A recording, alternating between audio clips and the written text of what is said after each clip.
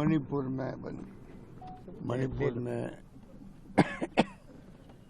अब यहाँ पर जो हिंसा का माहौल बन रहा है वो उचित नहीं है।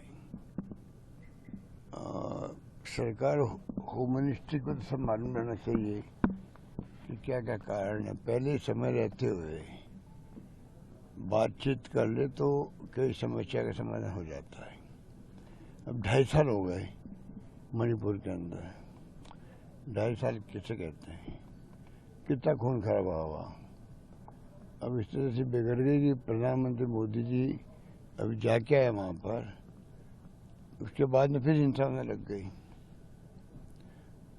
तो यहाँ पे पहली बार हिंसा इस प्रकार हुई है, पहली बार हुई है।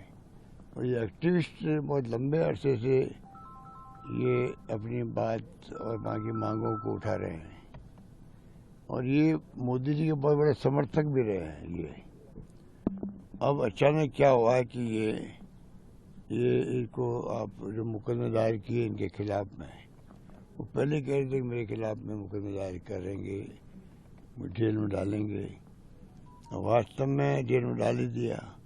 और इतने बड़े कौन से ये टेररिस्ट हैं कि इनको ठेठ जोधपुर जेल भेजना पड़ा। ये भी एक निर्णय पता नहीं क्यों किया गया है कि कहाँ तो लद्दाख सीधा जोधपुर। तो जोधपुर तक क्या नौबत आ गई भाई? ऐसे कौन से आतंकवादी है यही? तो ये सरकार मिसहैंडल कर रही है सब मामलों को, मेरा मानना है। पूरा टाइम सीसीटीवी की निगरानी में रहेंगे, उनके ऊपर नजर रखी जाएगी, सीसीटीवी की निगरानी में रहेंगे, नजर अब जेल के अंदर भी, इसका मतलब जेल के अंदर आपका कोई व्यवस्था ही नहीं है कि आपको जेल के अंदर भी अगर व्यवस्था नहीं है, मोबाइल फोन मिलते हैं वहाँ लोगों से, जेलों के अंदर से गैंगस्टर्स ऑपरेट करने लग गए हैं, कई खबरें आती है, सच है या झूठे तो स्पष्टीकरण करे गृह मंत्रालय, पर ये खबर आती रहती है।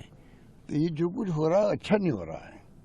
देश हित में नहीं है कि आप जो देश की बॉर्डर इलाके हैं, लद्दाख हो चाहे वो मणिपुर हो, चाहे जम्मू कश्मीर हो या और कोई इलाके हों, वहाँ शांति स्थापित रहनी चाहिए, प्यार मोहब्बत भाईचारे का माहौल रहना चाहिए।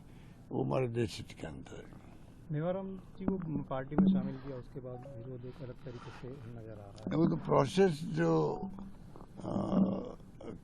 प्रदेश कांग्रेस कमेटी में कमेटी बनी हुई है, अनुसंधान समिति, उसकी रिकमेंडेशन हुई है, फिर सबकी राय ली गई है।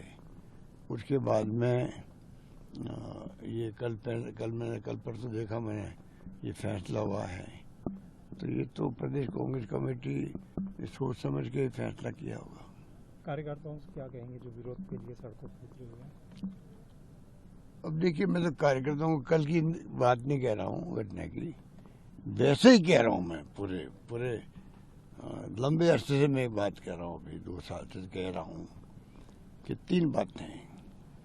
नंबर 1 है, इस देश को जरूरत कांग्रेस की है, कांग्रेस विचारधारा की है, जो सभी धर्म, सभी जाति, सभी वर्गों के साथ लेकर चलती है।